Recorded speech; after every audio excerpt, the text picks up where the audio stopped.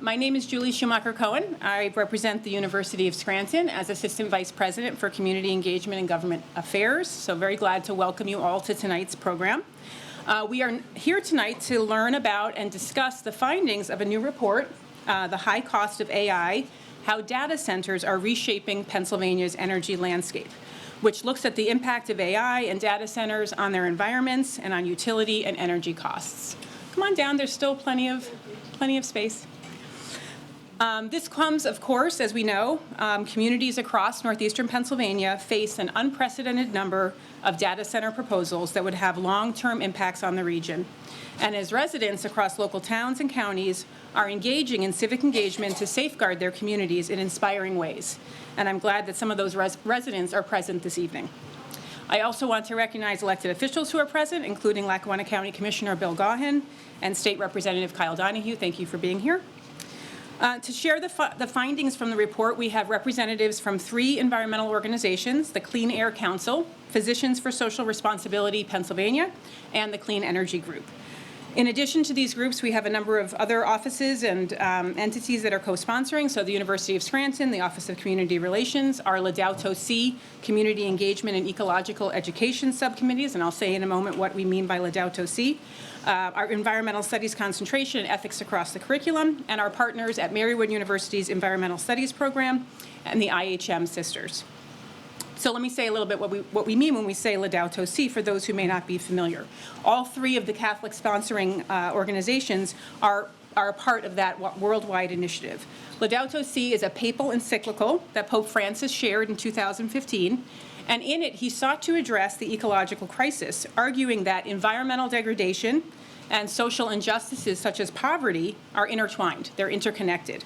And he warned that in the face of technical solutions, humanity must not lose its compass. The document has become a basis for Catholic entities worldwide to work to promote environmental stewardship and environmental justice, calling on all of us to, quote, care for our common home. And of course, on a local level, our common home is here in northeastern Pennsylvania, a region which has seen so much environmental harm due to extractive industries. In the encyclical, Pope Francis wrote, the natural environment is a collective good, the patrimony of all humanity and the responsibility of everyone. If we make something our own, it is only to administer it for the good of all.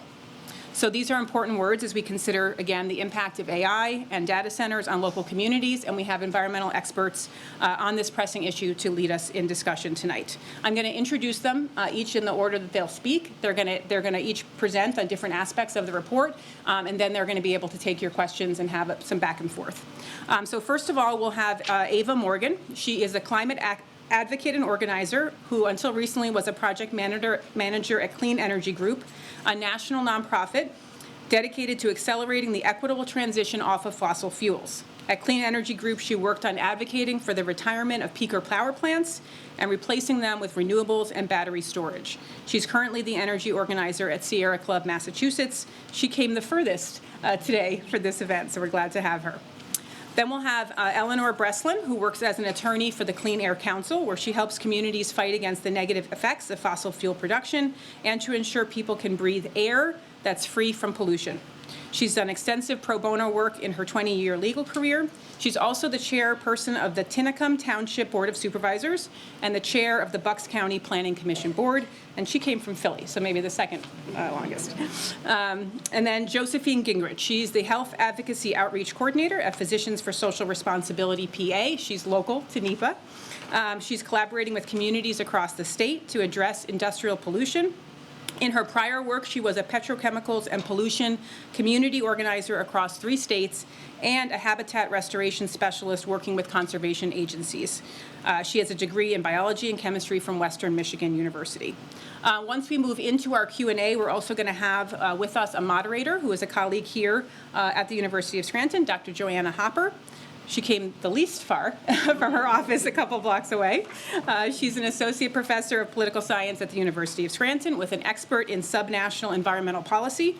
She publishes on the enforcement behavior and reputation of U.S. environmental agencies, along with the success and failure of environmental legislation. She also teaches courses in public policy and administration and American politics. So please join me in welcoming our wonderful panel, and we're going to get started now. Thank you. And we'll start off with Eva. Hi, everyone. Thank you for having us. Do I just click to move the slide? Okay. Wonderful. Yeah, as Julie mentioned, we'll be talking about the report, The High Cost of AI, How Data Centers Are Reshaping Pennsylvania's Energy Landscape. If you'd like to read the report, please visit cleanegroup.org/PA data centers. The first thing I'll be starting off with is a brief overview of data centers, just to get us all on the same page. These are facilities that host computer servers, networking hardware, and cooling systems. They have a high energy demand. Data centers have existed for many years, but they were typically 5 to 10 megawatts. Right now, we are seeing data centers being proposed called hyperscale data centers that can use as much electricity as entire cities. There's a data center campus being proposed in Louisiana that will use 2 times as much as the entire city of New Orleans during a hot summer day. They also use a lot of water to cool these servers. This is a consumptive water use, so it is also quite concerning.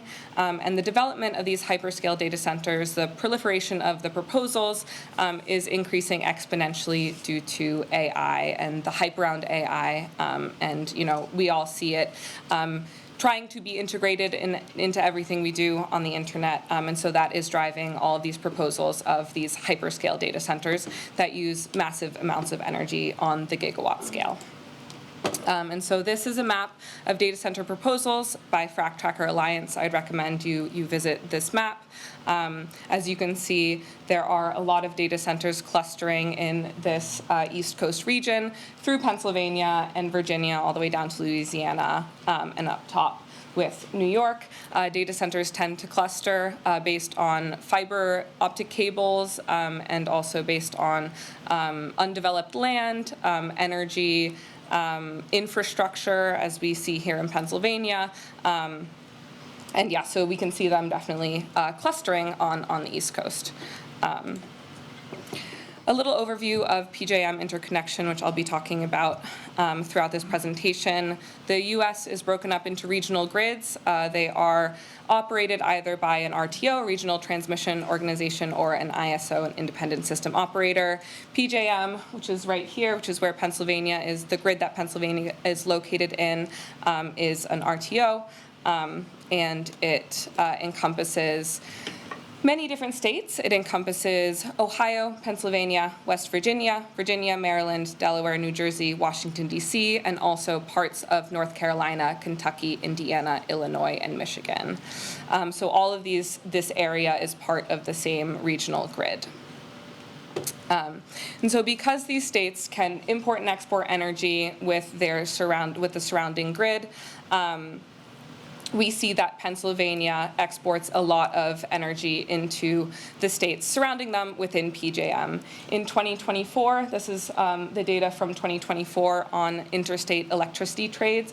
So the states in orange are the states that had net imports, so it means that they didn't produce enough electricity to power their state, and they had to import electricity. And Pennsylvania and West Virginia were the energy exporters within PJM, with Pennsylvania exporting 99 million megawatt hours of electricity to other states in PJM. So the reason that this is important when we're talking about data centers is, as we saw with the clusters, Pennsylvania has a lot of data center proposals, but so do the states around them, and Pennsylvania will be exporting electricity to surrounding states to support the data center load growth.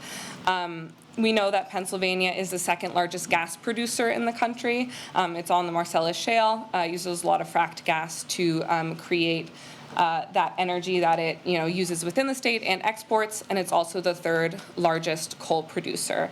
So it relies very heavily on fossil fuels. This is a graph of projected energy demand from data centers. As you can see, from about 2014 up until 2018, it stayed relatively even, and then it started raising, and as we can see in 2023, it just starts going exponentially up. And this is sort of the range that is predicted. And yeah, I just want to go back to this map just to illustrate the region that Pennsylvania is exporting electricity to has a lot of data centers. The yellow are the proposed ones, the red are operating, and so on and so forth. The PJM states are counting on Pennsylvania to provide the needed energy to meet this data center demand, including Virginia, which has the highest concentration of data centers in the country. It's called, there's an area called Data Center Alley, and as we learned in the report, and as we can see every day, PJM and Pennsylvania are doubling down on fossil fuels to meet this predicted energy demand. As we can also see, Pennsylvania has exited the Regional Greenhouse Gas Initiative, and which was their only major climate policy to reduce emissions. And we know that renewable energy growth in Pennsylvania is ranked 49th in the entire US. So these illustrate the path that Pennsylvania is on to increase fossil fuel use and really supply data center demand throughout PJM with fossil fuels. Another brief overview on what is the interconnection queue, which I'll be speaking about. It's energy generation and energy storage projects that are waiting to be connected to the grid. They're not ready yet. They're in the planning process, and they put in an interconnection request, and it takes years to sort of look at the system impact, reach an interconnection agreement, and then interconnect with the grid, with PJM.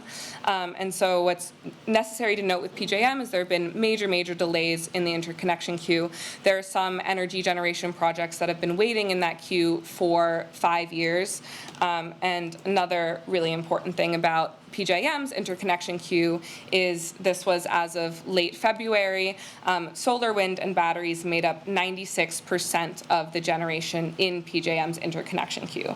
So you can see the amount of renewables and energy storage that are waiting to be studied in order to interconnect and really provide hundreds of gigawatts, over 100 gigawatts of energy to the grid, but they are just waiting in that queue. So there are 4 ways that we talk about in this report that PJM and Pennsylvania are really prioritizing fossil fuels. The first is through fast-tracking fossil fuel projects through that interconnection queue. The second is delaying the retirement of fossil fuel plants, recommissioning fossil fuel plants that have already retired, and then converting peaker plants into baseload plants. So the first one is really exemplified by the Reliability Resource Initiative. This happened in 2025. PJM chose 51 projects, 11.8 gigawatts of capacity to essentially jump the interconnection queue, to jump that 5-year queue where generation projects and solar and wind have been waiting for 5 years. And out of the projects that they chose, 69% are gas capacity. So, we want to compare that to the 96% in the actual interconnection queue that are renewable. So it is very clear through this that they are really prioritizing fossil fuels.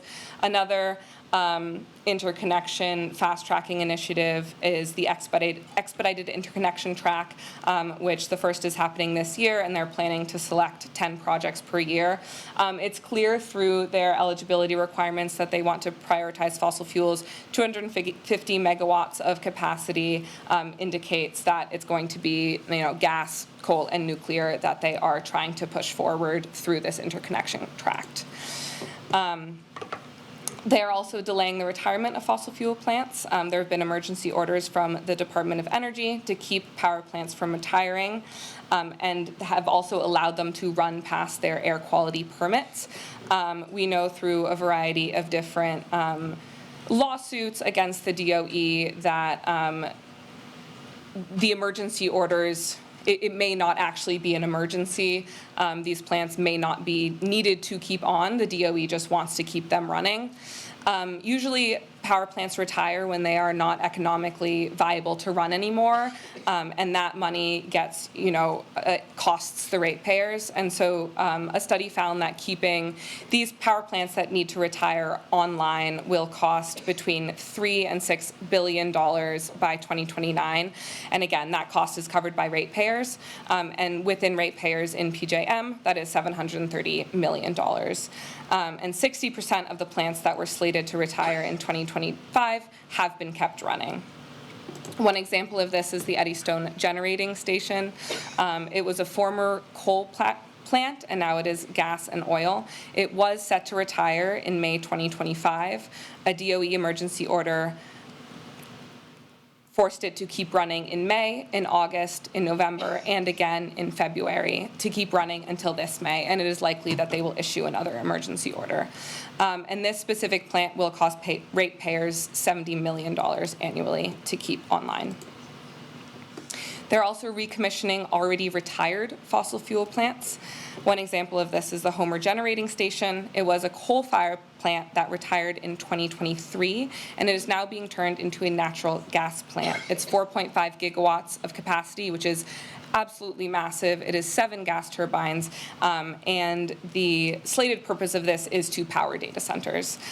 So all of that pollution from 4.5 gigawatts of gas capacity just for data centers. They're also converting peaker plants into baseload plants. Peaker plants are extremely expensive, very polluting. They're often very old and lack emissions control technology that we have today. And they run quite infrequently, from about 10 to 20% of the time. And we've seen in Pennsylvania companies from outside states purchasing peaker plants to convert them into baseload power plants to run almost constantly. So that's, again, a lot of added emissions. These plants are old and polluting and very, very expensive. Which leads us to the question of, what is the cost of these data centers, of AI, and of fossil fuel expansion to meet data center demand? One thing that's on the forefront is health and climate. There was a study that came out recently that found that data center demand is estimated to add an additional 24 to 44 million metric tons of CO2 into the atmosphere by the end of the decade. We're also talking about local air pollution from the power plants and also from the backup diesel generators. So that is nitrogen oxides, sulfur dioxides, and particulate matter 2.5. These are extremely harmful for air quality. It's estimated that this increased local air pollution will add $20 billion in public health burden across the country in the year 2028. And as we know, energy infrastructure disproportionately affects disadvantaged communities and local air pollution as well. And that is still the case for these power plants. A lot of the data centers also have diesel generators as backups on site. I put backup in heavy air quotations because sometimes they can run for long periods of time. In Virginia, they're passing something to allow them to run during planned outages.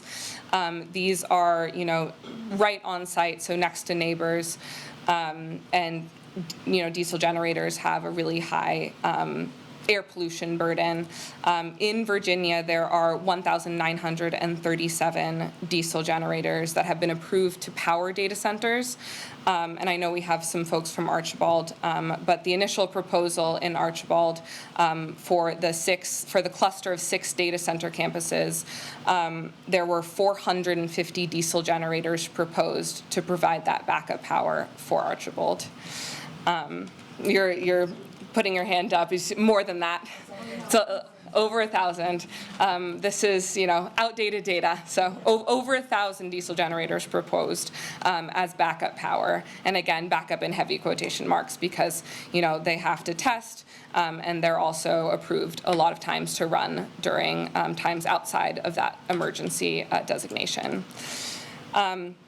Another cost of this infrastructure expansion is the monetary cost.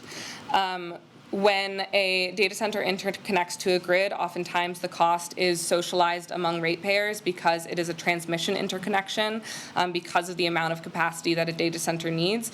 And that transmission cost is spread out among everyone that pays their electricity bills. In 2024, utilities in this PJM region passed on $4.3 billion in data center transmission costs to ratepayers. So I know that everyone has been seeing their energy costs increase, and this is part of the reason why.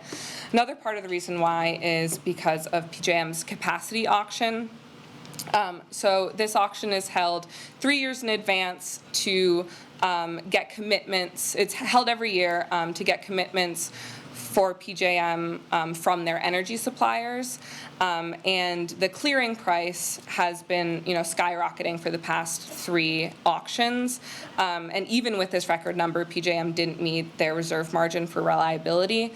There are a number of reasons that this auction is increasing, but a market monitor for PJM found that load growth from data centers was a major reason. And this you see directly on your bills, because this is the cost of electricity. Another reason why bills are rising is because fossil fuel is expensive. In 2024, 91% of renewable energy projects were cheaper than their fracked gas alternatives. And so betting big on fossil fuels is only going to raise our energy costs. They're extremely volatile, as we're seeing now, and have been seeing, and renewable energy is cheaper in the long run.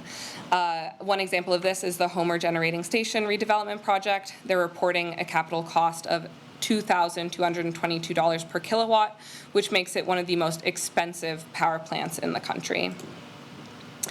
And one of the final reasons that data centers are really, harming the monetary outcomes of the state is they get a lot of tax breaks. In Pennsylvania, the vast majority of states and Pennsylvania have a sales tax exemption for data center equipment. The amount isn't required to be reported in Pennsylvania, but in states where it is required to be reported, like Virginia and like Texas, these costs have reached $1 billion per year. So it's $1 billion in taxes that data centers are completely exempt from. Another way that they are exempt from taxes is in Pennsylvania through LRTA, the Local Economic Revitalization Tax Assistance Program. So this allows townships to grant developers a break in their property taxes. And so we've seen this across the state as well. One example of this is in Hazel Township. The data center developer North Point was granted an exemption through LRTA, which allows them to pay just 10% of their property tax on the added value of the property in the first 7 years. So, property taxes goes to schools, it goes to, a lot of local issues, and this is money that is not getting spread out.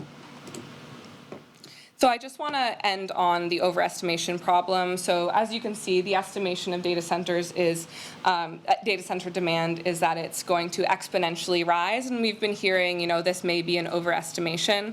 Data center developers have an incentive to submit duplicate interconnection requests. So they go to multiple different utilities and ask to interconnect, and then those utilities can report those requests.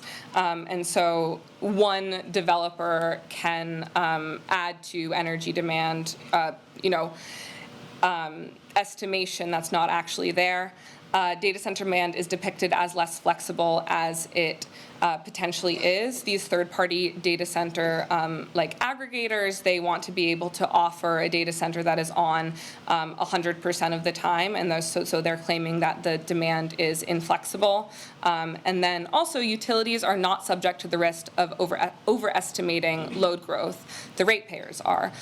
So what this means is that even if data centers are estimated to, data center demand is estimated to rise, whether or not it actually rises in this manner, power plants are going to get built because of the predicted rise. Ratepayers are going to pay for those power plants. They're going to be running, they're going to be fossil fuel, as we've seen, whether or not the data centers get built. And so the problem, is both in the data centers and in the prediction of energy demand. And I will pass it on to Josephine and Eleanor. Thank you so much.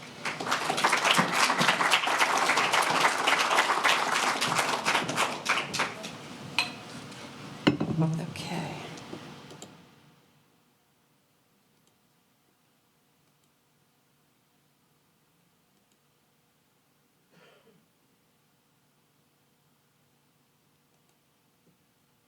Okay. Thank you, Eva.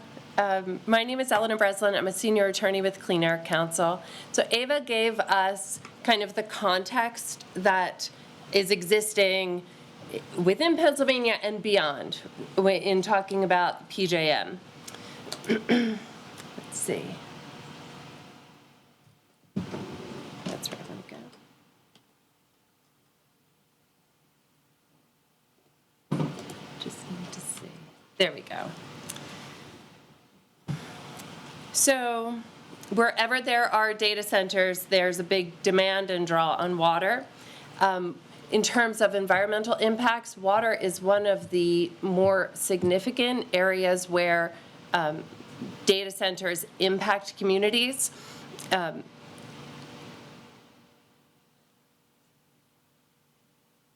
If you look at this chart, you can see pretty clearly the pale blue represents hyperscale data centers. These are the massive data centers that Eva was referencing, and this is kind of what we are seeing being built out in Virginia. There are a number of hyperscale data centers proposed for Pennsylvania, but this graph represents the water consumption projections as a result of data center build out, and it is massive.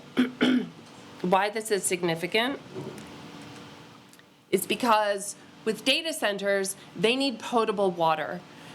The water is used to cool the server equipment, the computer equipment contained inside of the buildings, and it needs to be potable water, clean water that is running through those systems. It comes from treated effluent, reclaimed or recycled water. On average, alternative water sources contribute less than 5% of data center total water supply. If they don't use potable water, then it tends to kind of muck up the works of the cooling system that they need. The direct uses for data centers include cooling towers, chillers, pumps, pipes, heat exchangers, condensers, computer room air handler units, recirculation and reuse, discharge, and an evaporative. So that is what is happening on the site where the computers are functioning, but in order to power the computers, there's a huge need for energy. And there are major water implications as a result of the electricity generation. So when you look at the impact on water of data centers, you need to look at both factors. And doing so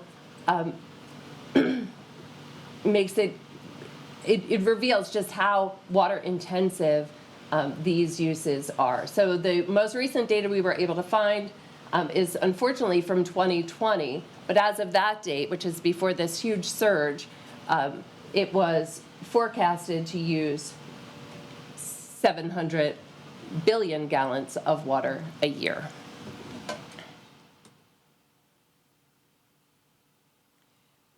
These are just kind of snapshots.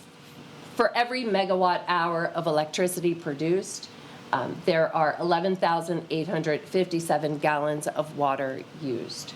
And the electric power sector used 47.5 trillion gallons of water in the year 2020. Josephine and I are tag team in this one. taking turns. Hi, folks. I'm Josephine Gingerich with Physicians for Social Responsibility, Pennsylvania. And so Eleanor talked a little bit about water. I'm going to talk about air, because while we're still trying to figure out the health impacts of these hyperscale data centers, since they're fairly new, right? There haven't been a ton of them built for a long time, and so we don't have long extended health studies. But what we do have long extended health studies on are diesel pollution, gas-fired power plant pollution, and the pollutants from the generators and the infrastructure around fracking. And I put it in quotes too, the backup turbines that we've talked about. Something that's really concerning about them is that in Pennsylvania, a lot of times they are considered temporary because they're put on movable rigs, like a semi-truck sized rig. And so the issue is we don't have temporary defined. And as you see here in this example, this is a Memphis site. One of the AI data centers built for Musk's Grok 3 AI challenger to ChatGPT was using their gas turbines long-term because they were still getting connected to the grid. And they had to check it out with drones, and they found 35 portable methane gas turbines, and it was choking out the community, who lodged many complaints of the air pollution that they were experiencing when the facility had only said they had 14 generators on site.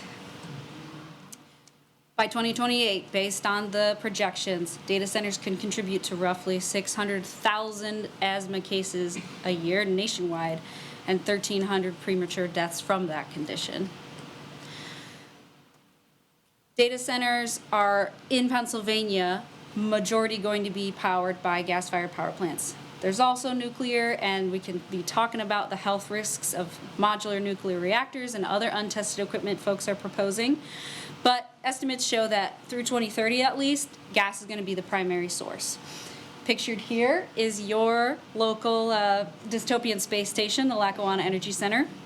And some of the emissions you experience from this facility is particulate matter, nitrogen oxides, sulfur oxides, carbon monoxides, volatile organic compounds. And we've got risks of water contamination such as hexavalent chromium, lead, sulfates, zinc, and then they're just vaguely defined oil and grease. This is a little bit more on the particulate matter aspect of that. Something that you can go to is map.purpleair.com, and if you go to that, you can see all of the local air monitors that are installed around the county, a lot of them installed by Physicians for Social Responsibility, where we monitor air quality and air impacts. Here is both something that can be stirred up from dust, as well as in the air pollution itself from the fracking infrastructure, and gas-fired power plants. And some of the health risks are respiratory risks like lung inflammation, asthma like we mentioned, cardiovascular risks like irregular heartbeats and heart attacks, neurological issues, headaches, and then I'm sure you've heard that Pennsylvania is high in several rare cancers, and we have more than one rare cancer cluster in the state. There's also risks such as adverse birth outcomes, low birth weight, and preterm births. NOx, VOx, SOx, these are all the shorthand for the various pollutants that I mentioned before that you'll get in the air emissions. We've got some of those same things, respiratory, we've got increased risk of infection, some of them form ozone, there's risks of chest pain, impaired lung function, there's, cancer, and even impacts to your short-term memory. We're talking about all of these data centers being proposed in this huge influx across the country. For the most part, that is due to the AI boom, so to speak.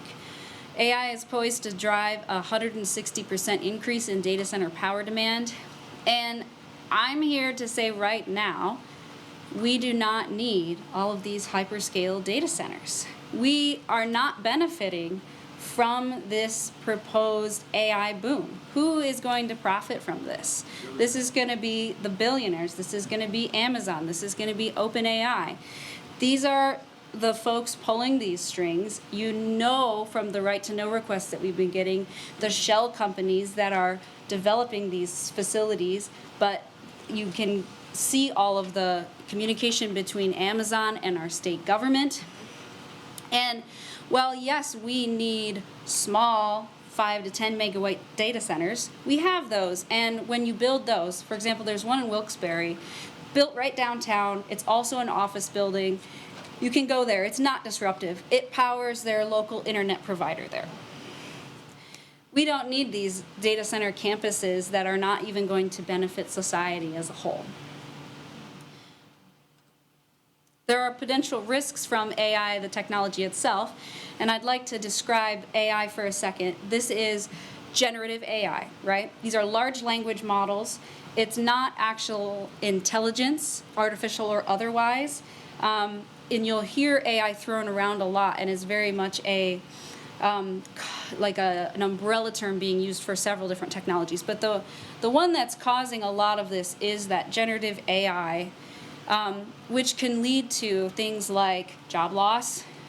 There's risks of surveillance and privacy violations. There's all of the copyright infringement, right, from the generated images. I'm not going to call those art. The generated content, all of the like articles and things on Facebook that you see now that aren't real, and all of the generated, 2 to 3 rocks during your pregnancy. Have you seen that is safe to eat? Google is giving those recommendations with its AI when people search stuff like that. And it's also tied to algorithmic bias, racist surveillance, weapons automation. You've heard already there's been AI being blamed for, bombs and human-made disasters. And all of that lumped together is commonly called AI slop.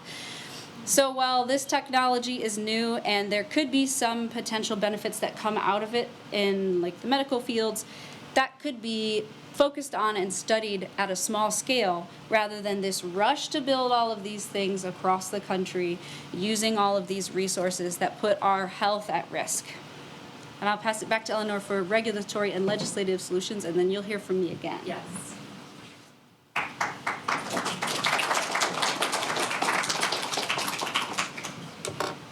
Okay, so we all know that this is happening throughout Pennsylvania. You are probably here because you're seeing it in your own communities.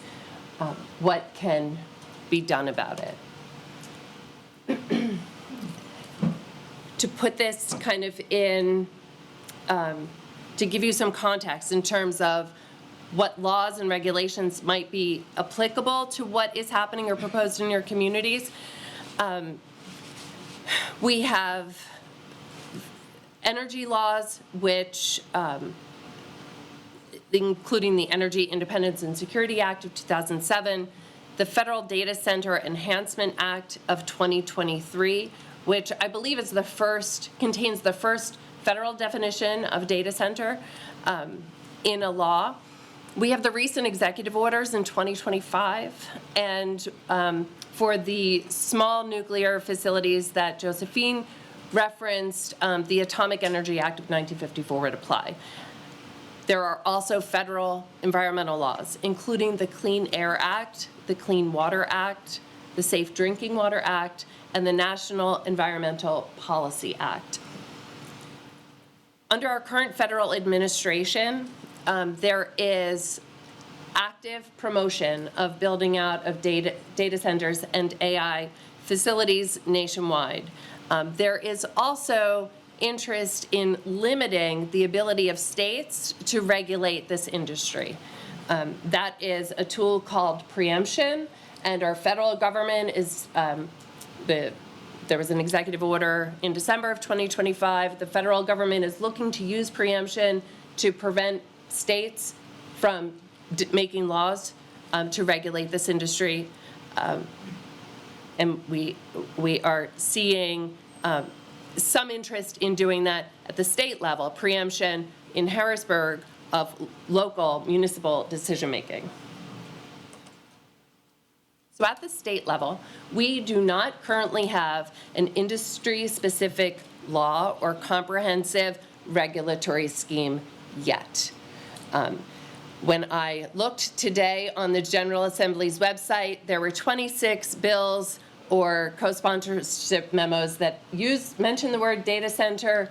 I believe that most elected officials in Harrisburg are appreciating that this is of interest, no matter where their constituents live in the state. So for the proposed facilities in the state, there are state-level environmental laws that apply. The Clean Streams Law, the Non-Pollution Discharge Elimination System permits, erosion and sediment control permit schemes, dam safety and encroachment acts, The waste management laws apply, as well as the Air Pollution Control Act. Our current state-level administration is also seeming to play an active role in the promotion of build-out of data centers and AI in Pennsylvania. And again, some stakeholders in Harrisburg are calling for state legislation that would take land use decisions away from local officials when it comes to data centers. So that means that your local zoning hearing board or your board of supervisors in your township or in your borough council, they would be unable to make any decisions. They'd have no authority to either pass ordinances that are in the interest of their residents or to regulate that land use at all. But until that happens, until a state law is passed in Pennsylvania that preempts local authority to act, what we see in Pennsylvania is at the county level, many counties have things called a SALDO, a subdivision and land development ordinance. They also have comprehensive plans. Each county has a comprehensive plan, which is a future-looking guide to development, kind of a 10-year plan of what is envisioned and desired.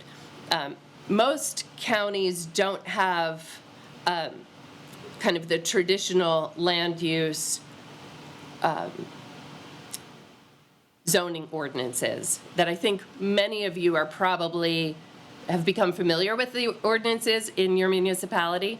So at the municipal level, the most local level of government, your cities, your small cities, your townships, and your boroughs, the municipality's planning code empowers local governments to adopt, amend, repeal land use ordinances. They come in the form of official maps with perhaps overlay districts. Local municipalities also have their own subdivision and land development ordinances. And then they have the actual zoning ordinance, which really articulates what a particular use is, how it is defined, and where it can go within their municipality. What we're seeing across the state is really a scramble by local elected officials to figure out how to quickly regulate and pass a zoning ordinance for data centers in their municipality. Once an application is received, if you don't have a zoning ordinance for purposes of that particular application, you might be out of luck. This is, Eva mentioned Virginia and Data Center Alley. They are a few years ahead of Pennsylvania in terms of this major influx of data centers. But I can say, even as an elected official myself, prior to 2022, the need for this wasn't obvious. I think that many times, and maybe not everybody knows this, but your local elected officials, it's essentially a volunteer position. So they do get a salary, but it depends on how many people live in the municipality, but it is very small compared to the amount of work that your elected officials likely put into the role. I think that when developers come and they have, a small army of attorneys and they file their plans, it can be intimidating for some elected officials, especially ones who didn't see it coming. So I think 2025 was the year where local electeds across the state saw it coming. Like, they realized we have to do something. And they're really bearing the brunt and the burden of figuring out what is a model ordinance. Is there a model ordinance? There are a number of environmental nonprofits that are active throughout the state, and there are as many model ordinances.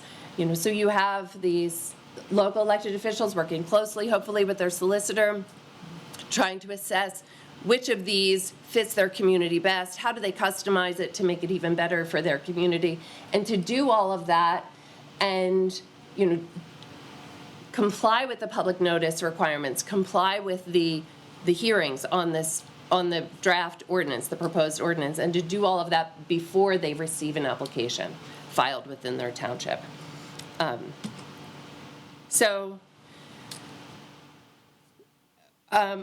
Many of you probably know that in our General Assembly, we have a split assembly. So the State House has a Democratic majority, and the State Senate has a Republican majority. And there are, I think, not many of split assemblies across the country. It can make it difficult to pass legislation. Policy discussions include things such as early exit fees. So if a data center is built, but then they, close up shop a couple years in, who pays for that kind of that stretched out cost of the investment to connect them and get power to them? Without laws and requirements, it would be the consumers. And I think that there is general recognition in Harrisburg that that's not fair. Other policy discussions include load ramping schedules to ensure infrastructure adequacy, utility tracking of all costs to serve commercial data center customers, prioritizing renewable generation, and kind of the overall sentiment, it seems, is how do you balance economic development, which, we want that too for our communities. How do you balance that with adequate power generation and affordability of it for homeowners, alongside protecting human health, protecting our environment, and protecting your quality of life? Because I think you're all here because you know that if you're living next to a data center, your life will look, feel, sound different than it did before that data center was built. Senator Katie Muth, State Senator Katie Muth, she drafted a bill in, I think, early March, calling for a three-year statewide moratorium on new data center development. And your county commissioner, William Gong, he did the same. He called for a 3-year moratorium. There is a lot of merit to the call to put things on pause, to give all these local elected officials in the hundreds, thousands of municipalities that exist across the state, give them time to figure it out before their communities are changed in a way that is irreversible. So thank you, Commissioner, for that. Okay, Josephine. All right. And I encourage you all to call your senators to tell them to co-sign onto Katie Muth's moratorium. I don't think there's a bill number yet, so just tell them they need to be co-sponsoring a moratorium and you want that data center 3-year pause. Also, call your representatives and tell them to vote no on House Bill 2151 and any other of those preemption nonsense that comes up and puts us at risk of losing our municipal autonomy. My favorite as a community organizer is our local levers, which includes the municipal ordinances that Eleanor mentioned. And this is just sort of explaining what those boundaries are. There's rules in the state of Pennsylvania that the industries and the boundaries for those industries have to be dispersed equally, and that you can't ban an industry outright. So you can't put a ban on data centers, but you can put a pause in to then put your ordinances in place that regulate them appropriately. And if a developer refuses to abide by the expectations, they can, if you can have, for example, a conditional use application in your ordinances, then your town can say no if you're not going to follow that. I just want to show a few of the things that are starting to pile up. The Hazel Township Data Center got denied. It's now in court. Data center resistance has arrived as of 2025. $64 billion of data center projects blocked or delayed by local opposition. You might know this one. 6 data centers proposed for Archbald, residents fighting back, and regime change prompted in Archbald thanks to the data center concerns. This is your doing. This is communities across the state and the country's doing. We do have the power as long as we stand up and utilize it. And then this was the last thing that just happened. I think you all know on Friday, the first of 6 applications got denied by the Borough Council. Ways that you can get involved right now. Please keep going to your meetings.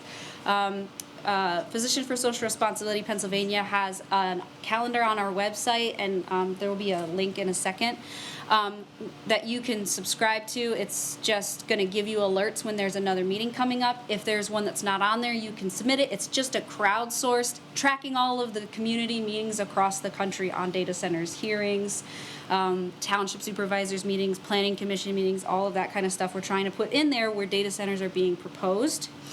Pay attention to the notices that come out in your newspapers and other notices, as well as notices even posted on your township's doors.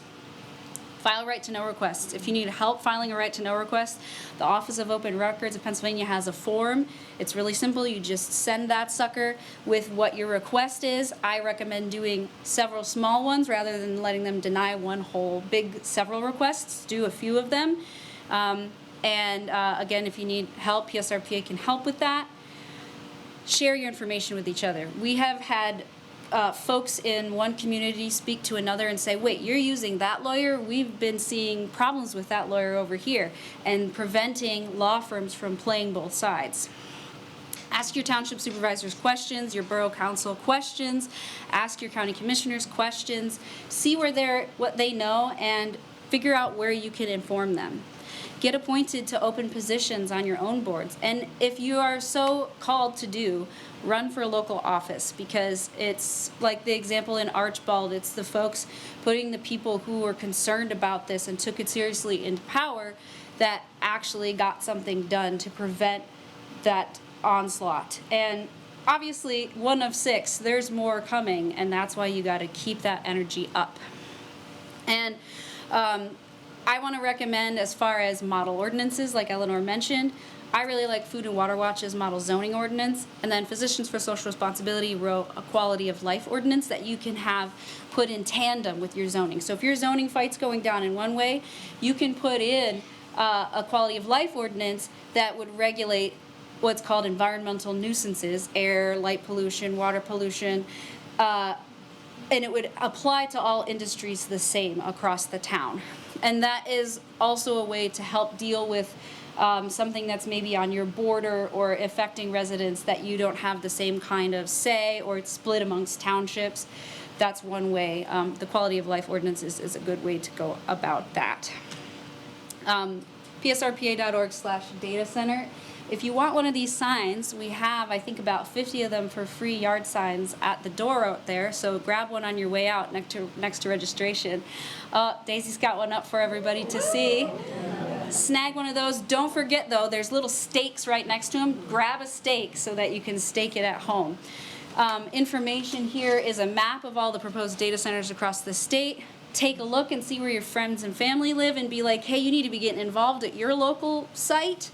And also on that website is a form to send your senator a sign on to that moratorium demand that you can do right away.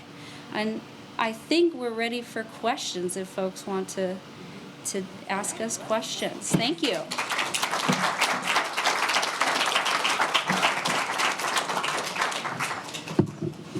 Everybody got their waters. Thank you. All right, thank you all so much. As Julie mentioned earlier, my name is Joanna Hopper, and I'm going to be moderating the Q&A. So before we open things up for the Q&A, just a few quick guidelines just to help everything run smoothly. So first, please frame your remarks as questions. not comments, so our panelists can respond directly. We also ask that you keep your questions concise. We want to hear from as many voices in the room as possible. Second, because we're engaging with topics that may bring up some strong perspectives, we ask that all questions be asked in a spirit of respect and courtesy. Lastly, I may step in from time to time just to help keep us on track and to ensure that we're able to hear from that range of voices. All right, thank you for being here. We're looking forward to a great conversation. Who would like to begin?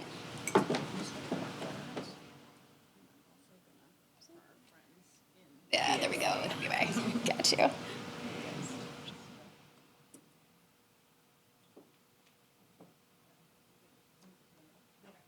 Commissioner Cohen is. Oh, okay.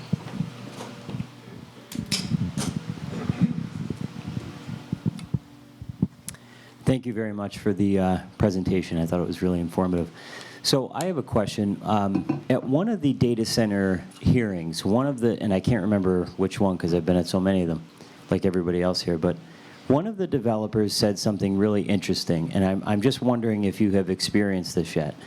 He said that they were considering using mine water to cool the data centers, and someone from the public asked, have you ever done that before? What does that entail? And he said, we've never seen it done before. So are you aware of that happening anyplace else in Pennsylvania, the use of mine water to cool these data centers? And could you, if you have, could you expand on that? Thank you.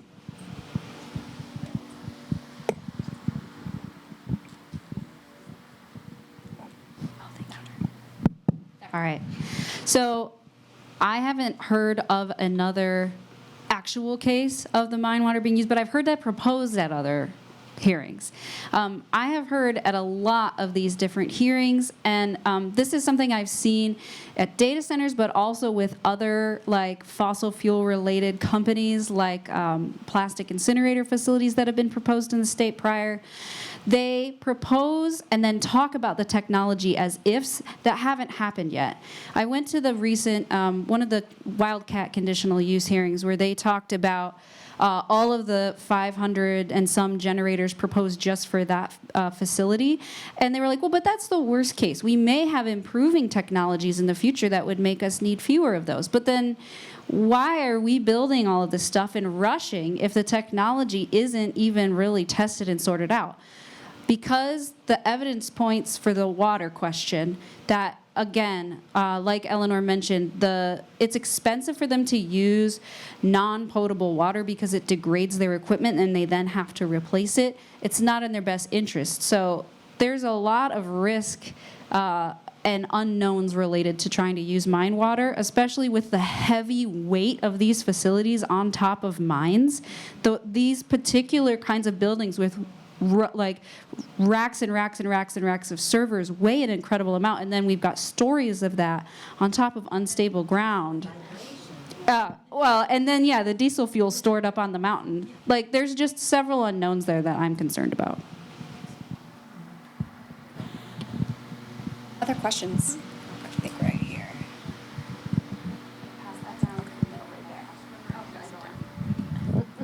I have three questions. Okay. Sure, yeah.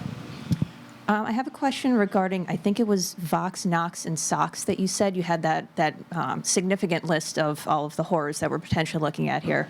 But would those be, I don't want to say like eradicated from the situation, but if they use the T4 versus T2 generators, would those do, and I thought of you when I was asking this. Yeah, so the question is about the type of diesel generators being used.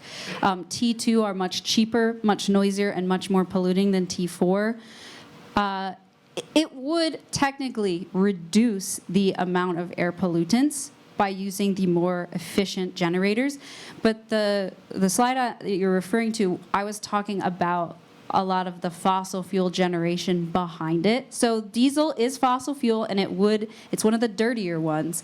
But even if we have it powered on grid power in Pennsylvania, that usually means gas-fired power, and that means you still get those pollutants, and you're still at risk for them. Okay. And then the next question I had was, we have that stored renewable energy that you were talking about with the, it's like 5 years been stored, like there's usually like the 5-year time frame. Has there been any like any studies that show that the renewable energy is less reliable versus the fossil fuel, or is it more so we just probably have people that benefit more from the fossil fuel industry than if we did renewable? I just wasn't sure because I know they need them to run constantly. Have there been any like studies that have been done to show that maybe they fail once in a while or something more than the diesel or the fossil fuel energy does? Yeah, so the thing with renewables up there, I mentioned too the energy storage portion of it. So the energy storage is really useful for renewables. With solar, there's no solar at night. You have the battery to make it more reliable. Renewables can be extremely reliable with that energy storage added, which is also in the interconnection queue. I think there are over 40 gigawatts of energy storage in the connection queue, in the interconnection queue as well.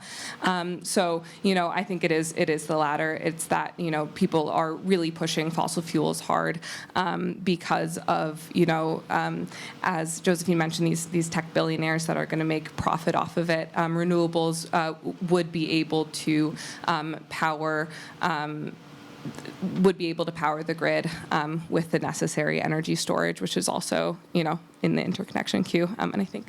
Yeah, I just want to add for you all to look up the Ohio River Valley Institute. They have a map on a roadmap to how we would do everything with renewables in the state and how it would create more jobs and the steps to go forward and what industries to prioritize, which ones are harder to decarbonize.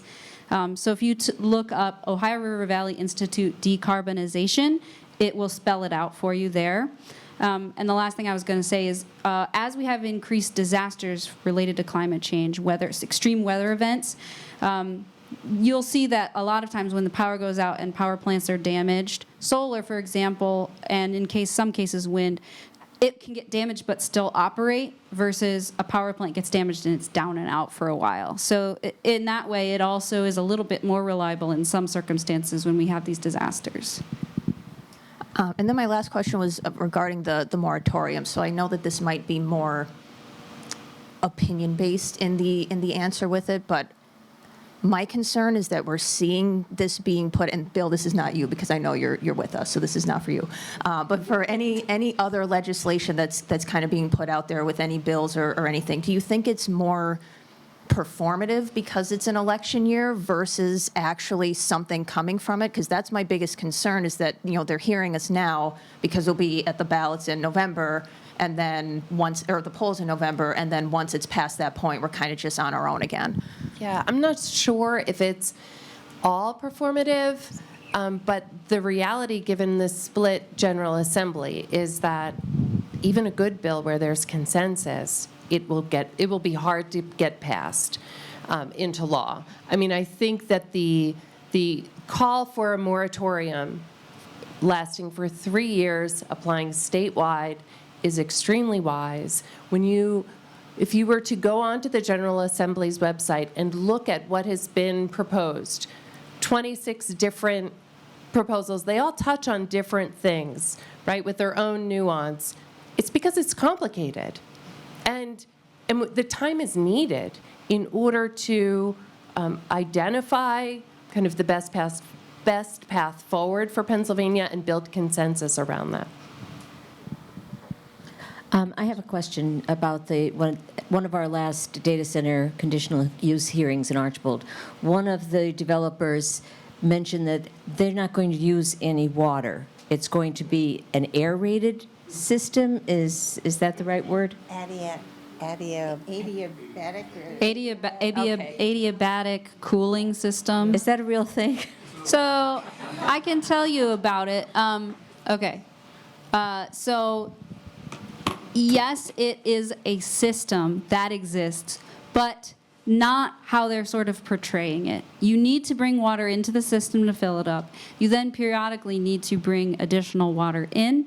It uses less, but it's not closed loop. And what happens is the water that you use in that goes around quite a few more times. That's sort of why it's called a closed loop system. But that means it picks up more pollutants into it that they're then going to dump out.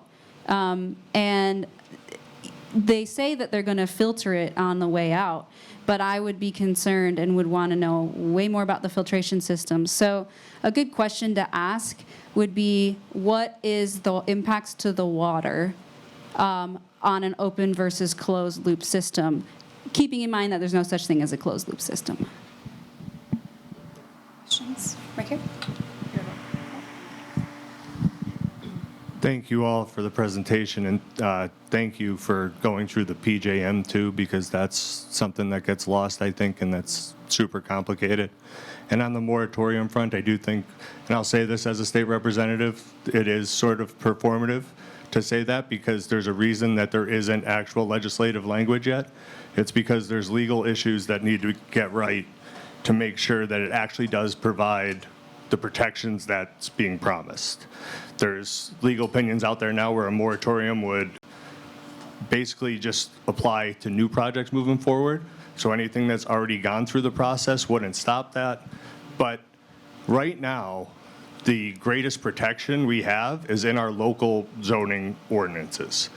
And there's ways for your local municipalities to put their own little moratoriums on right now.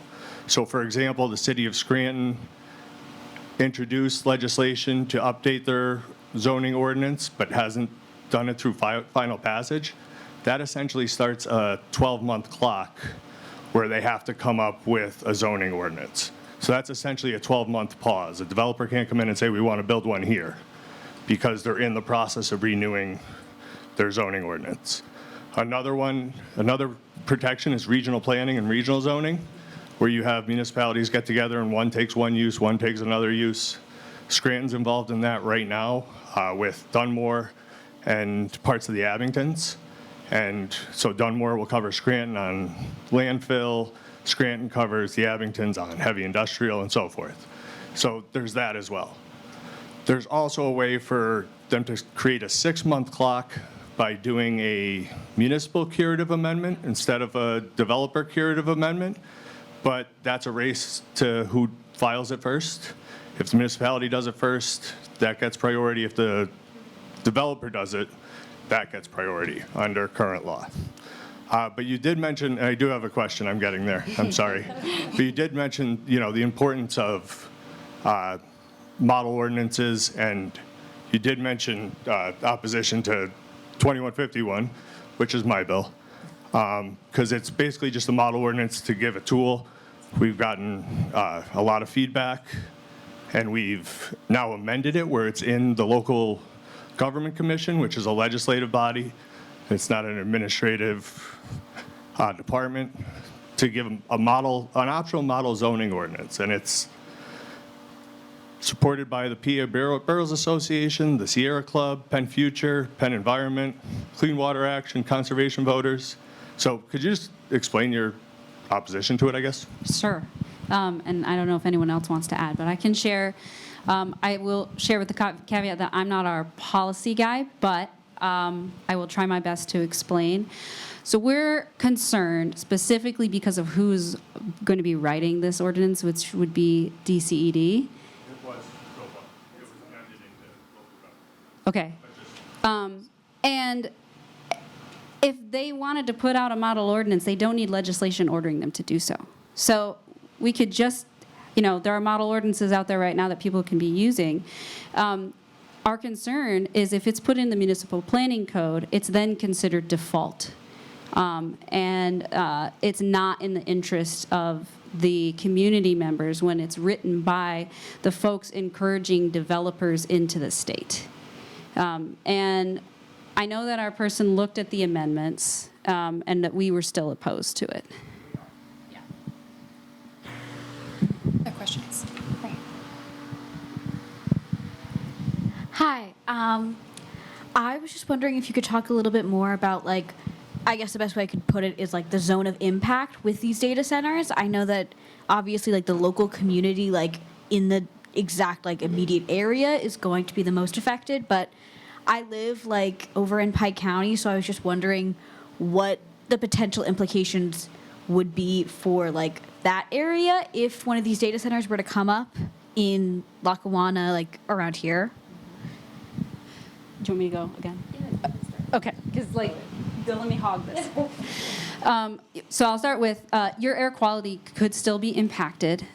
We are working with other groups that are doing air impact maps, where they're looking at the motion of the air currents and figuring out where will that pollution go, where will it settle.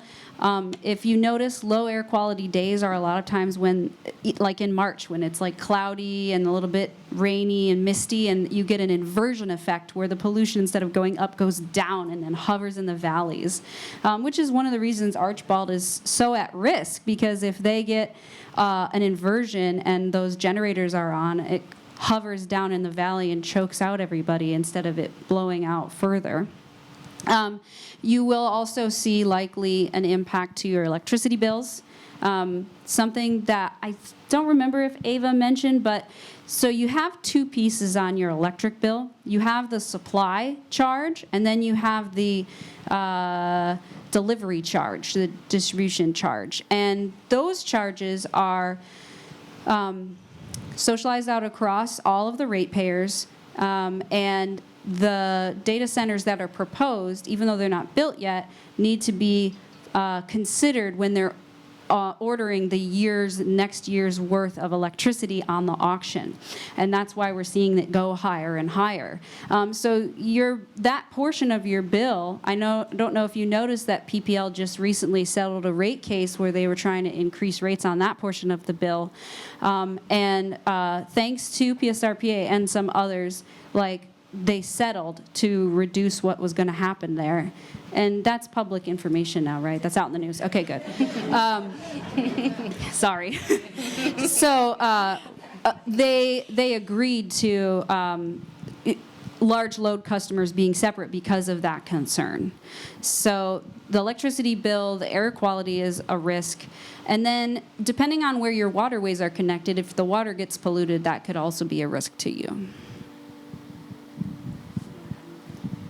Well, during the construction period for these facilities, you often see a significant increase in truck traffic on your roads. So depending on how far away you live from a particular site, and kind of your proximity and its proximity to highways, you could see significant traffic. And back to the water, I mean, that could be far-reaching, depending on where you get your drinking water and where the data center will be pulling its water from. And I'll just add one piece on timeline of zone of impact.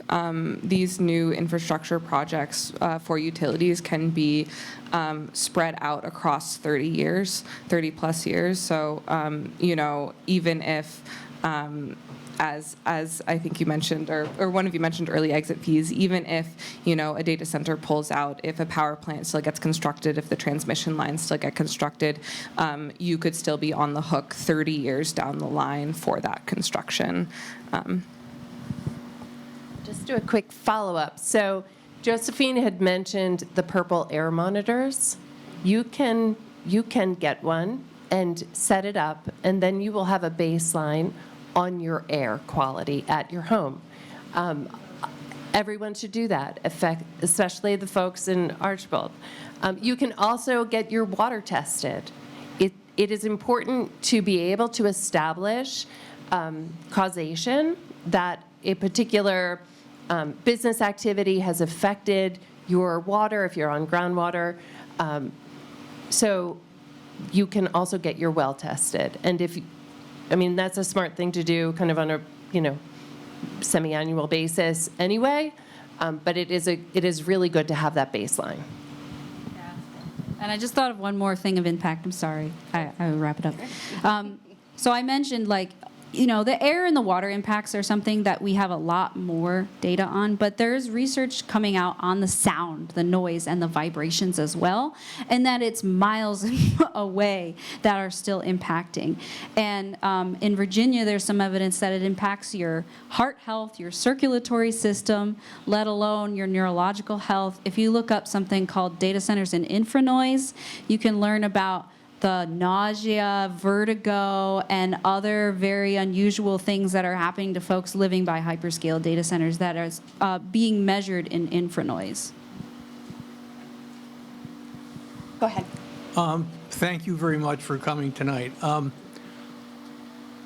We hear a lot when they're talking about, when they have the meetings, community meetings, about the developers coming in. But we don't really hear that much about the individual AI companies that might actually want something. Like, who are they? I guess we know some of them. But my question is, along with the 3-year moratorium, I'm assuming there are some computer geeks in AI, a few. Have any of them checked to see, can't AI figure a more economical way to store this stuff that we don't have to use our water, our air, our money? They can figure everything else out except how to save us money. So has yes, it is humorous, but has anyone asked the question of the developers to go to your users and ask them, because fracking took over the whole northern tier and they're done. I mean, there's still some around, but a lot of them cleared out. There are mine subsidences in Dunmore from an industry that went out 50 years ago. When are they going to realize one of you mentioned it, do we need these centers? Do we need centers this big? And do we need this many? Comment just on your first question there about those? Sure. Is there any evidence of AI? If you want this, I'll share. Yeah, so there are solutions already published out about this. They just don't like the answers because it doesn't make them as much money. Like that's the snarky response, but it's true. And I bet if you asked AI, it would say, "Oh, you don't really need me. I don't know what you're talking about."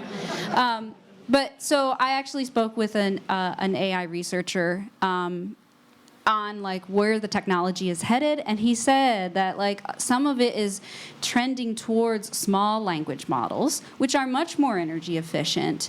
And if we build these now and the technology changes, it becomes a stranded asset that we are then at risk for. And so a 3-year moratorium is a great idea.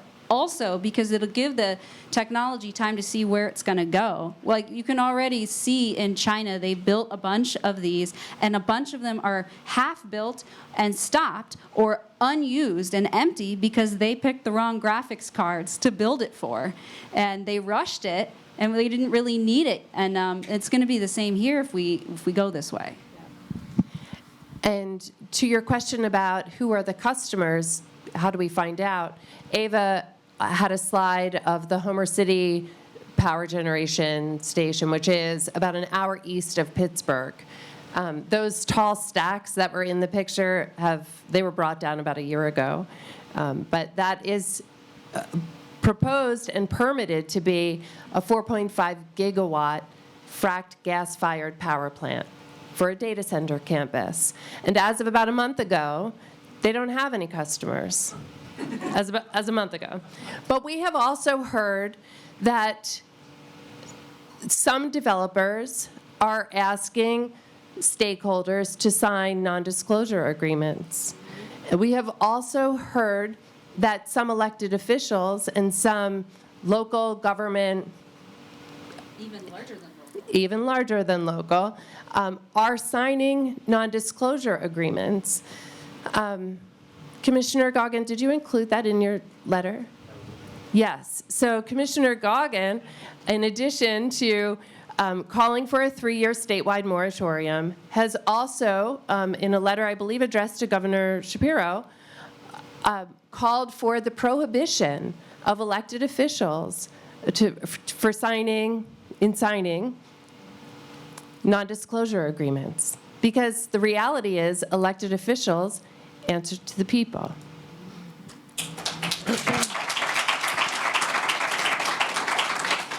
I'll just add a little bit on to Josephine's point, which is that these developers, want to make money. And right now, you guys are on the hook for the transmission costs. These developers are putting you on the hook for, the rising electricity costs. They don't want to find a solution because this is working out very well for them, where you guys are on the hook for their costs. I saw someone right in here. Yeah. Over here somewhere too. Yeah, my question is, the confusion of Archibald is, we've already started our hearings. We didn't have ordinances. We did our overlays. So, and most likely, the data center that was voted down Friday, they're going to take us to court. Since it seems we don't have much recourse right now, what would you say we can do? My other question is, I was at a Borough Council meeting, we've hired an environmental engineer. What question should we be asking that person, the environmental engineer, how to help us as we move forward? Okay, well, first we need a round of applause for the folks of Archibald and all the hard work they've been doing. Thank you.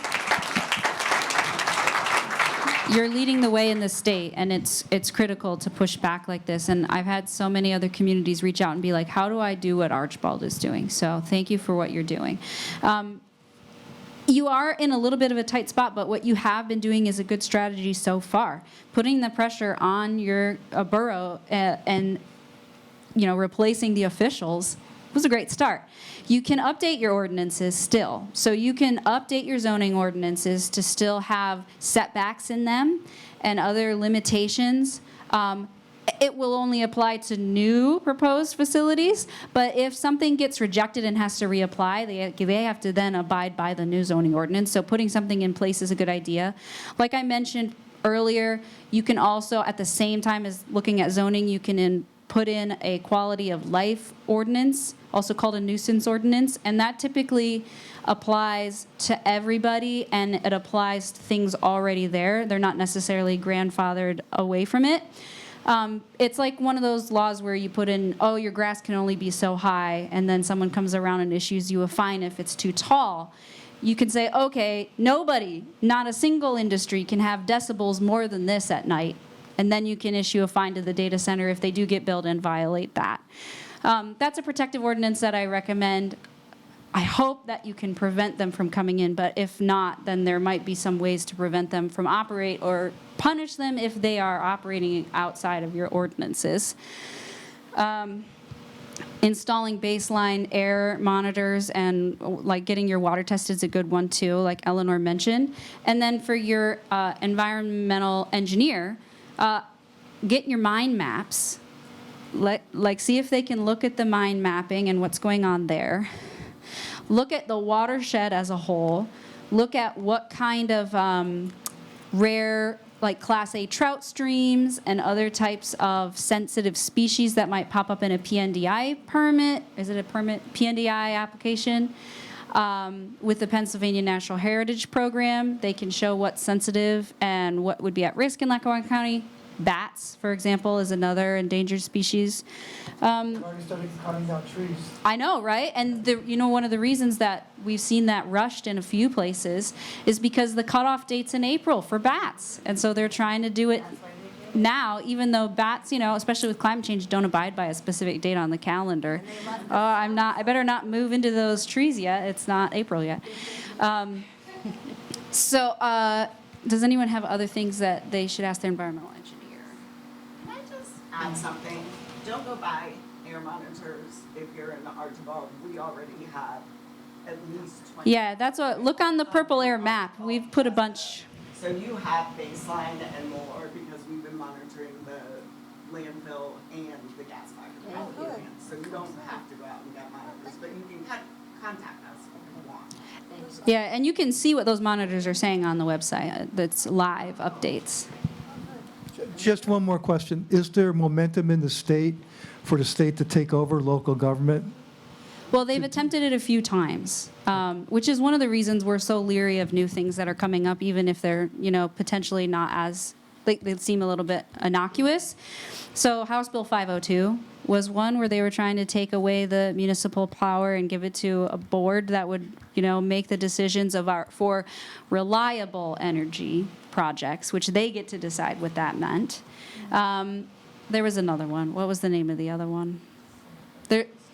It was last year. There's been more than one. But those were either prevented from voting or voted no on thanks to public pressure. So we do have the power to put pressure on your representatives and senators to keep the power within the municipalities. What percentage would you give of Archibald having 3 or 4 more data centers approved? Oh. I'm gonna be optimistic and say that you guys can stop them. Did I see a hand over here somewhere? Yes, there you go. Ahead.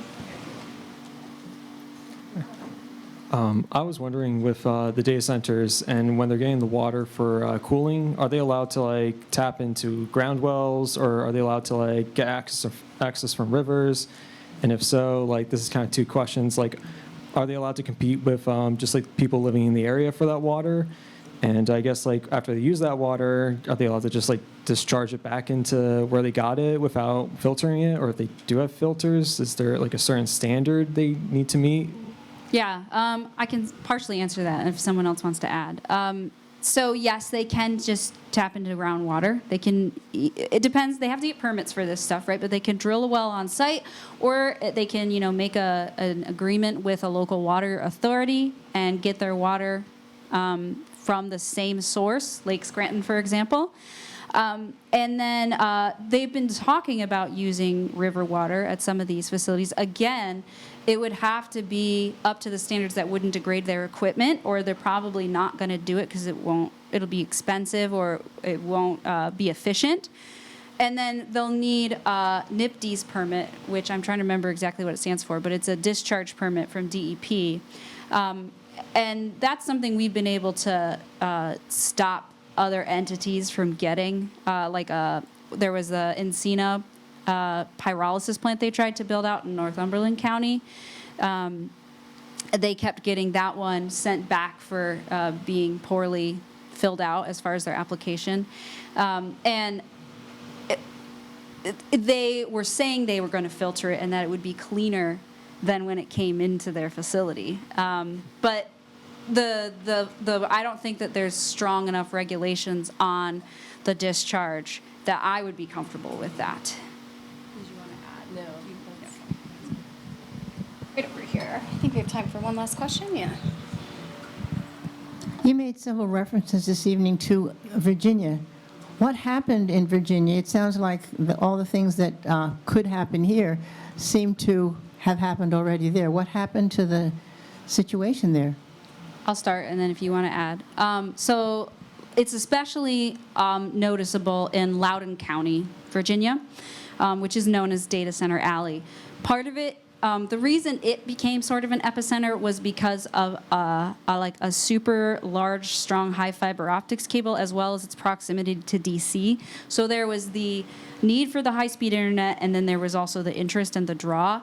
And the local tax, they actually, because their taxes are different than Pennsylvania, initially were making bank on those taxes from the data centers.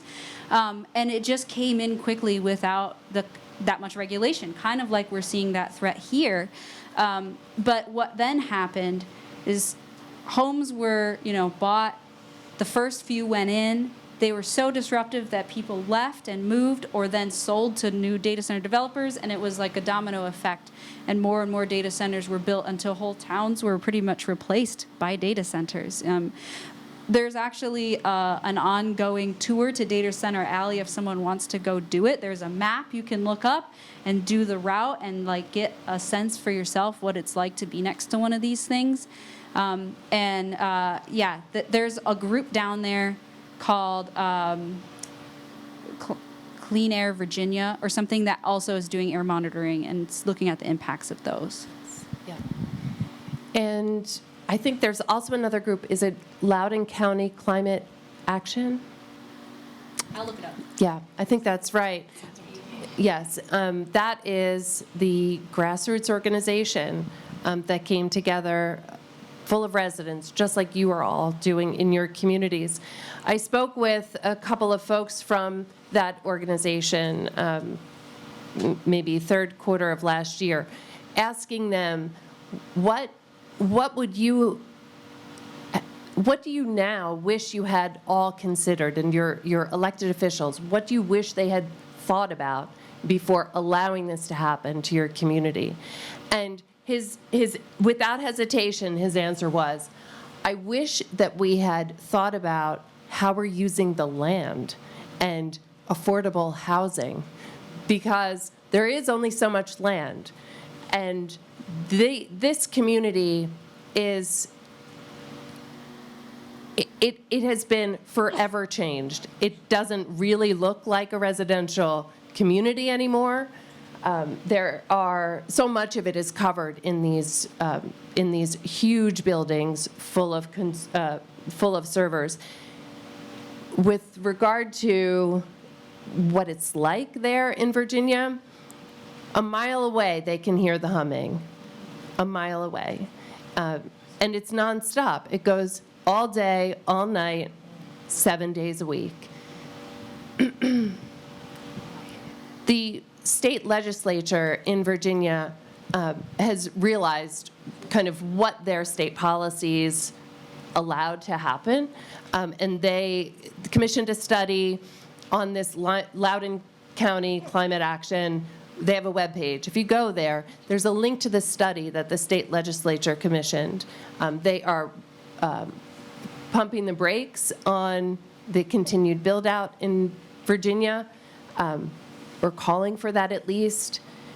And I am aware that we've had elected officials in Pennsylvania go down to Virginia. Yeah. Oh, Loudoun Climate Project. Loudoun Climate Project. We've had elected officials from Pennsylvania go to Virginia for this tour. And that is something you could ask your elected officials in the borough, your state representative, your state senators. Like, go down and see what it's like. Stand next to it, 300 feet away. I was speaking with someone before the program started. They have a data center proposed for across the street from where they live. It's 300 feet away. What does that feel like in the middle of the night when you're trying to sleep? Yeah. They reduced it from 1,000 feet to 300 feet to accommodate the development. And you need 2,500 feet. That's So you can ask your elected officials to go there and see it for yourselves, or go yourselves and take video and show that to these folks. And then at election time, show it to all of your neighbors. Right.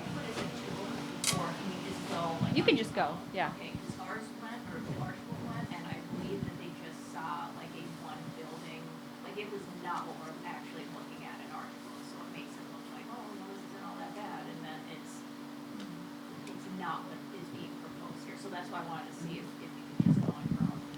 And I reached out to this website and asked to have a meeting. I mean, these folks, you know, they're still trying to protect their homes, but they also know that they were ahead of the curve and that they have knowledge and kind of lived experience that other people can really benefit from. They're very generous with their time and with their knowledge. So, reach out.